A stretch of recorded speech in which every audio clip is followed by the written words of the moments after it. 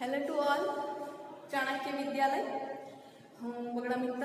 આજે આપણે બાયોલોજીમાં chapter number 16માં આગળ વધીશું. આપણે કયા કયા ટોપિક્સ જોઈ લીધા હમણાં સુધી? તો પાચન માર્ગ વિશેની માહિતી મેળવી, પછી આપણે જોયું દાંત, ડિટેલમાં દાંત વિશેની માહિતી મેળવી છે, જેના અમુક ક્વેશ્ચન મેં તમને કીધા છે કે નીટમાંથી બોર્ડમાં તમને પૂછાઈ શકે છે. ઓકે, પછી આપણે જોયું પાચન માર્ગની દિવાલની રચના, તે ટોપિક પર આવ્યા, જ્યાં આપણે કયા સ્તર છે? તો 4 સ્તર છે. અંદર વહીને જોઈએ કે દીવા તરફથી શ્લેષ્મ સ્તર, શ્લેષ્મ સ્તર, આ બે સ્તર ભેગા કરવાથી આપણને શું મળશે? સ્નાયુ સ્તર. એટલે આયમ સ્તર અને વર્તુળી સ્તર, બંને સ્તર સ્નાયુને ભેગા કરીને સ્તર આપણને એક મળે છે, સ્નાયુ સ્તર આપણે કીધું. અને પછી આવ્યા હતા બહારી તરફનું અધિચ્છદ છે, જેને આપણે કહ્યું હતું લસી સ્તર. ઓકે, ટોટલ 4 સ્તર હોય છે, એટલું આપણે જોયું હતું. જેમાંના લસી સ્તર તો શેના બનેલા હોય છે? તો પાતળા મેસોથેલિયમ સ્નાયુઓ અને સંયોજક પેશીના બનેલા હોય છે, બરાબર છે. અને તમે જોયું સ્નાયુ સ્તર તો એ અંદરની બાજુથી વર્તુળી સ્નાયુ અને બહારની તરફથી આયામ સ્નાયુના બંને ભેગા કરતા આપણને મળે છે સ્નાયુ સ્તર. અને કેટલાક ભાગમાં આ સ્નાયુઓ કેવા હોય છે? તો કે ત્રાંસા પણ હોઈ શકે છે, જે હતું લસી સ્તર અને સ્નાયુ સ્તર.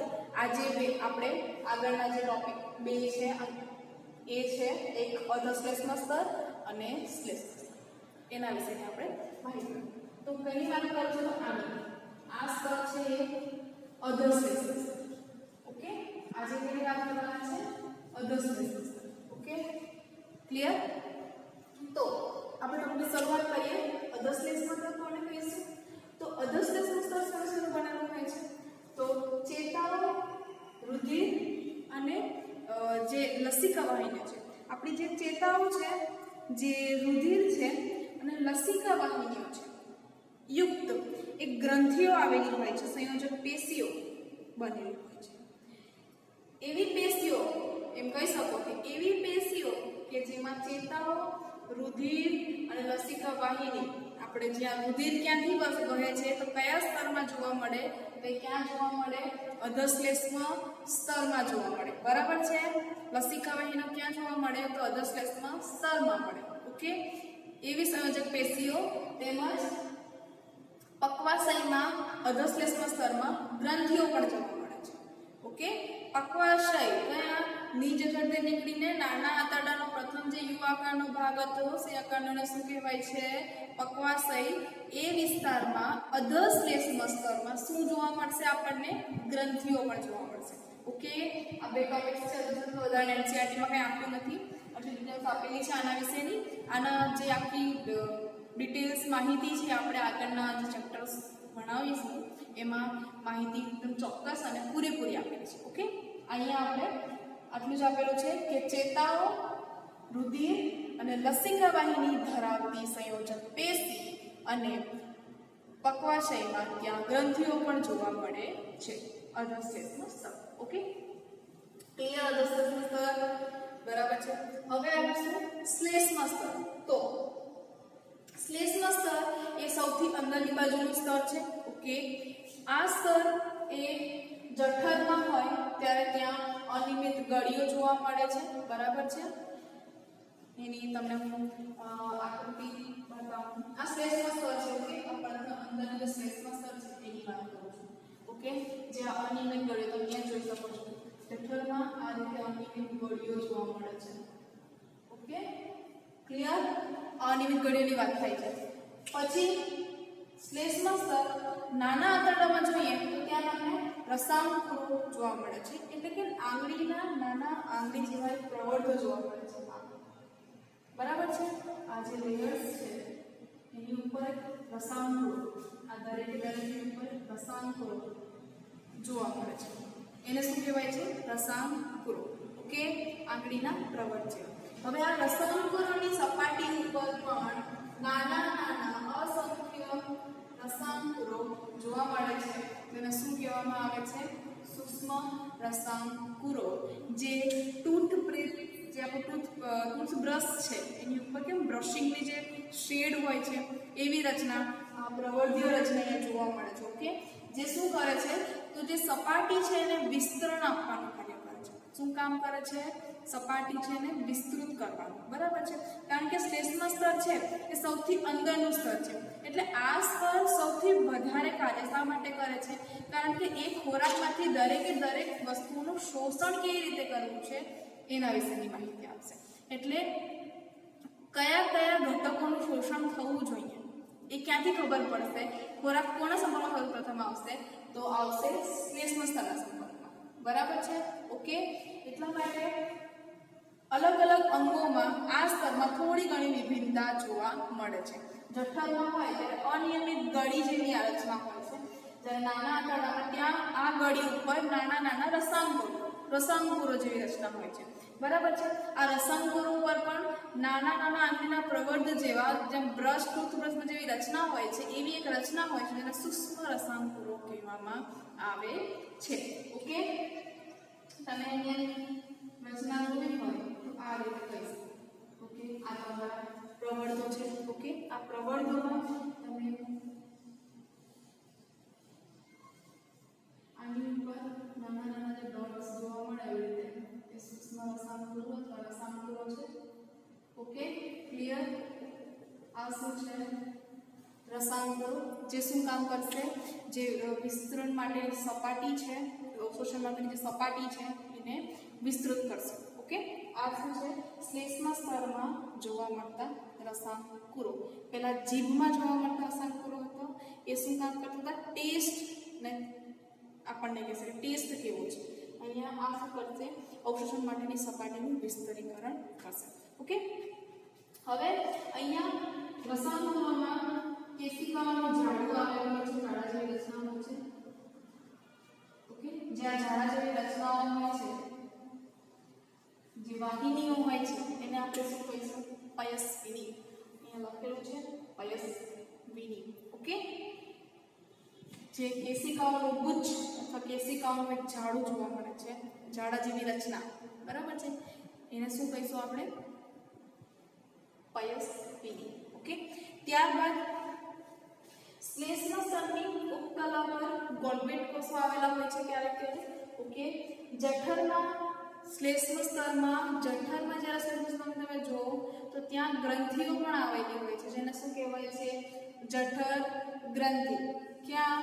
જઠરમાં જ્યારે શ્લેષ્મ સ્તરની વાત કરવામાં આવે ત્યારે તેમાં ગ્રંથિઓ પણ જોવા મળે છે જેને કહેવામાં આવે છે જઠર ગ્રંથિ. ઓકે, અને નાના આંતરડામાં આ જે ગળીમય રચના છે તેમની વચ્ચે આ ગુહા જેવો એક પ્રદેશ જોવા મળે છે જેને શું કહેવામાં આવે છે?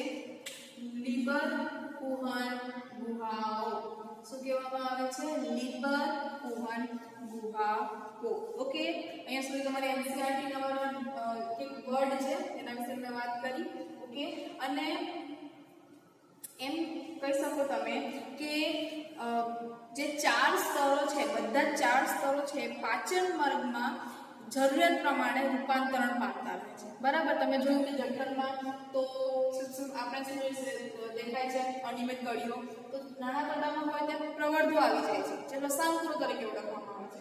પછી તેમાં જઠરના જે વાત કરો શ્લેષ્મ સ્તરની તો ત્યાં તમને એક ગ્રંથિઓ પણ જોવા મળે છે. શું કહેવાય છે? જઠર ગ્રંથિઓ.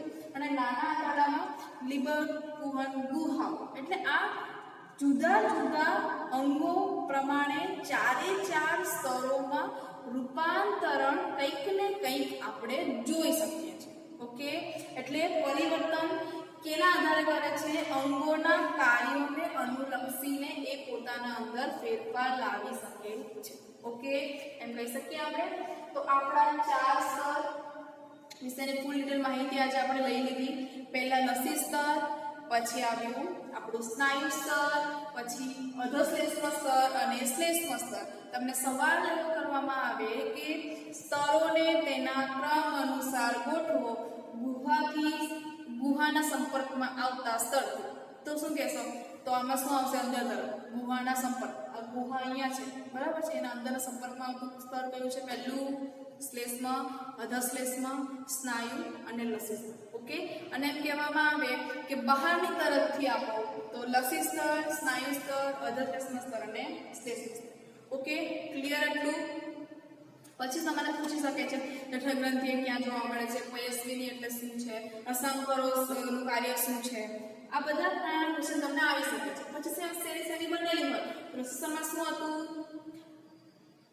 મેસોથેલિયમ, પાતળા મેસોથેલિયમ અને સંયોજક પેશીનું બનેલું હોય છે રસી સ્તર, જે અધિચ્છદ જેવી રચના કહી શકો તમે.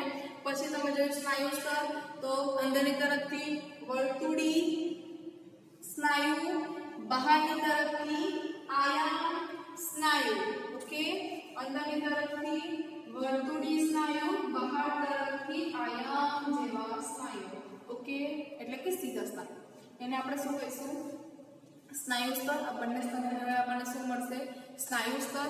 પછી સ્નાયુ સ્તરમાં ક્યારેક જેમ મેં કીધું રૂપાંતરણ કરે છે તો ત્રાસા કોષો પર. ત્રાસા કોષો આવી રીતે ત્રાસા રસકોષો જોવા મળે છે. ઓકે, આ હતું સ્નાયુ સ્તર. પછી આપણે આજે જોયું અધશ્લેષ્મ સ્તર.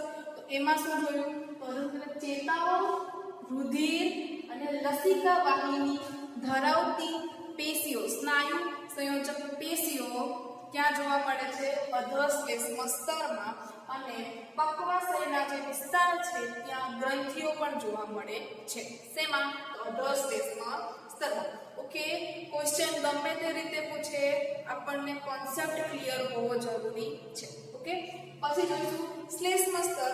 ત્યાં શું આવશે? તો સૌથી અંદરનો ગુહાળ સંપર્કમાં આવતો આ સ્તર છે, જેમાં જઠરના વિસ્તારમાં તમને અનિયમિત ગળીઓ જોવા મળે છે. પછી તમે કહો છો નાનું આંતરડું, તો રસાંકુરો અને આંગળી જે પ્રવર્ધો જોવા મળે છે, જેને આપણે કહીશું રસાંકુરો. રસાંકુરો પર જે સપાટી વિસ્તૃત કરતું એક નાનું અંગો જેવી રચના હોય છે, આમ પ્રવર્ધો જેવી રચના, જેને આપણે શું કીધું હતું? સૂક્ષ્મ રસાંકુરો. ઓકે, અને જે રચના છે ગળીમય રચના, તેમાં ગુચ્છ જેવી રચના હોય છે. લસિકા વાહિની અથવા વાહિનીઓનો એક ગુચ્છ હોય છે, એક ઝાડા જેવી રચના હોય છે, આપણે શું કહીશું? પયસ્વિની. બરાબર છે. પછી શ્લેષ્મ સ્તરની ઉપકલાઓ પર વોલ્પેટ કોષો આવેલા હોય છે. તે ઉપરાંત જઠરમાં જાઓ તમને જઠર ગ્રંથિ જોવા મળશે.